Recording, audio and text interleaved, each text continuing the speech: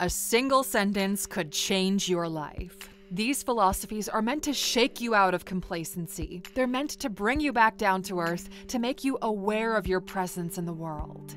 When it hits home, it'll give you the inspiration to get out there and kick ass. These are philosophies that will get you through difficult times and philosophies that will give you some tough love. Some will come from well-known ancient philosophers, and some come from strangers passing on a little-known street. Each of them have the power to shift your perspective and alter the way you live. Here are 15 philosophies that will change your life. Welcome to Alux. First up, a classic. This too shall pass. You're going through tough times. So you're going to be cold, wet, or hungry. You're going to be boiling hot, full to the point of being sick, and bored of being cooped up in your house. Whatever situation you're stuck in right now, know that it isn't permanent. At some point, the pendulum will swing and you'll end up on the other side. Descending into a hole because of where you are now is pointless. Whether you're having an incredible time or a terrible time, telling yourself, "This too shall pass," will remind you that at some point even the good things will end, and if you're struggling right now, the bad won't last, it will pass. It doesn't get any easier, you get better.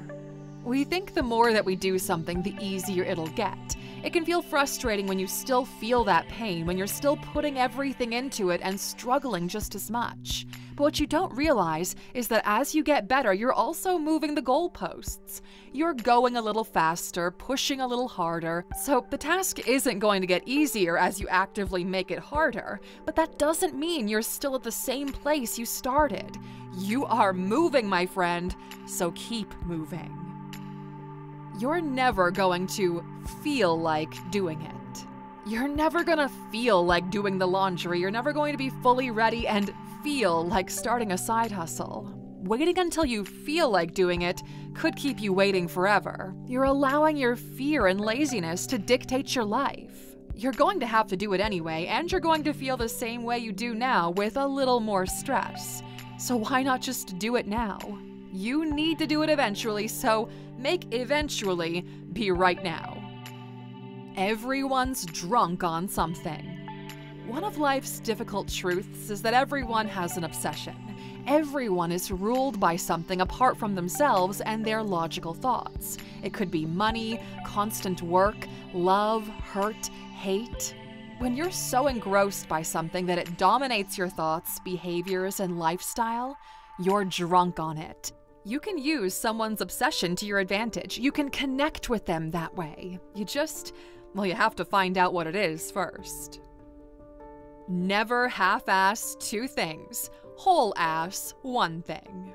If you've ever watched the show Parks and Rec, which we think you should, it's a great show, you'd be familiar with the character Ron Swanson. He's snarky, sarcastic, and, he often hits the nail right on the head. And as he says, when you take on too many things and spread yourself too thin, you do yourself and your work a disservice. Whatever you're going to do is going to be mediocre, average, just because you're half-assing it. You should focus your attention and effort fully on a single task. Put all of your energy into one thing, nail it, and then move on to the next one. Whole ass that one thing, okay? Be the kind of person who doesn't need second chances.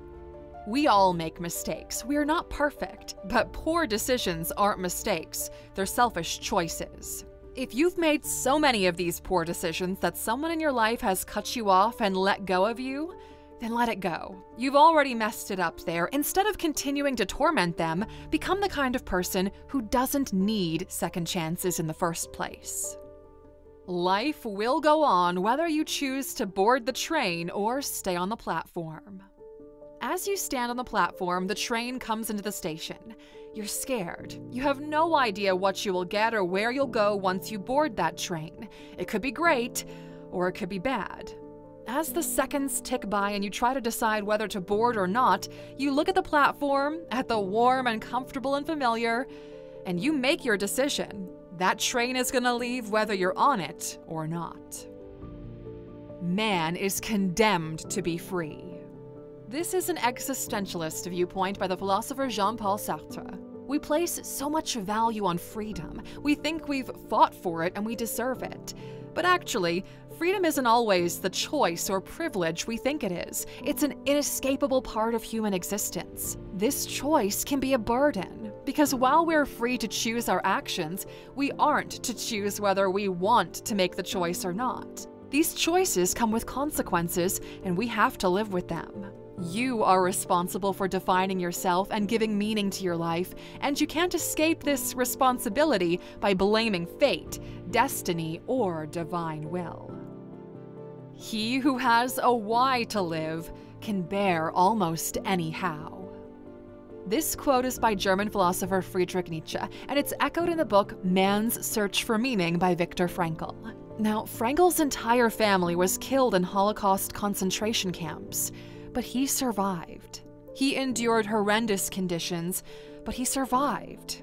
In his book, he says it's because he developed a why for his life. His why extended beyond the people he loved and lost. His life was unbelievably difficult, but he pushed forward because there's power in meaning and purpose. If you want to feel like this life isn't for nothing, you have to find your meaning, whatever it is, however big or small. That's the only way you can bear the how, the challenges, the grief, and the hurt. What is your why? You can't step into the same river twice. This one comes from ancient Greek philosopher Heraclitus. He wanted us to see that life is in constant flux. Nothing is permanent in life nor in nature. The people and things that we love will come and go and be replaced by new people and things. Just as a river's water is always flowing and constantly changing, so too is everything in the universe. The water you step into at one moment is not the same water you would step into even a few seconds later. Even if you step into it the same way, it would have changed from a moment ago because new water would have flown in under you. No moment will ever be the same as the one that's just passed. If I am not for myself, who will be for me? And if I am only for myself, what am I? And if not now, when? Okay, so this one sounds a bit wordy, but listen to it again because every sentence hits home. Sage and scholar Hillel the Elder really got it right with this one. So first, if you don't stand for yourself, who will stand for you? You can't expect other people to believe in you if you don't believe in yourself. You need to advocate for yourself. You have to care for yourself. That is your responsibility. The next line, and if I am only for myself, what am I, tells you about communal responsibility and empathy. It's important to care for yourself, but you can't be self-centered because that diminishes your humanity. You have to care for others. You have to be a part of a community. And lastly, and if not now, then when? Whatever you're going to do it now, okay? Don't delay important actions. You might miss your opportunity if you do. The only way to deal with an unfree world is to become so absolutely free that your very existence is an act of rebellion. Albert Camus was a French philosopher who said that the societal expectations and constraints we're bound by can be suffocating. Instead of giving in to this suffocation, the only way we can fight it is to rebel against it. Freedom is not about political or social liberty, but about autonomy and self-determination. Screw what the rest of the world says. What are your personal values and beliefs? And how can you live in a way that aligns with them? Because that is freedom. To have doubted one's own first principles is the mark of a civilized man. Even though you have your own values, beliefs, and principles, you must always question them. Never believe you are right. Never believe that you know it all or that you're right and you've got it all figured out. Questioning your own beliefs is a sign of intellectual maturity. It means you're doing the right thing. Our first principles are deeply ingrained and taken as truths. But where do they come from? Your conditioning? Challenging your most deeply held views shows that you're wise and that you value rationality and open-mindedness.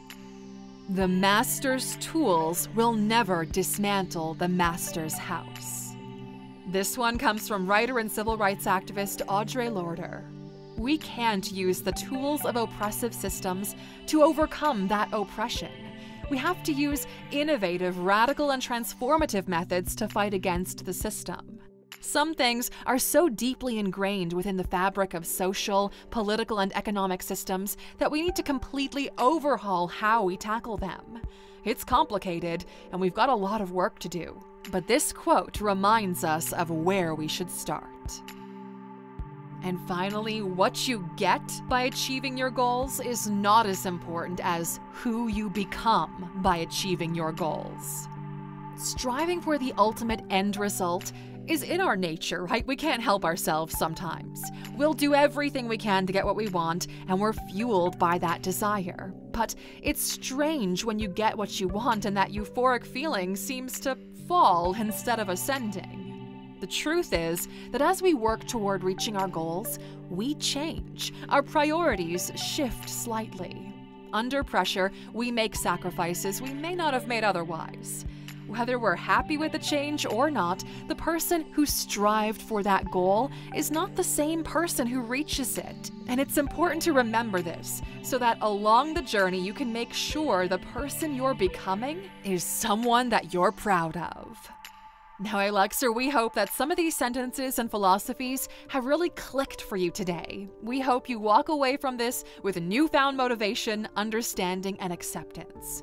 And of course, we'd like to know, what's one sentence or philosophy that changed your life? And where did you hear it? We would love to know, so please share your wisdom with the community. We'll see you back here next time, my friend. Take care.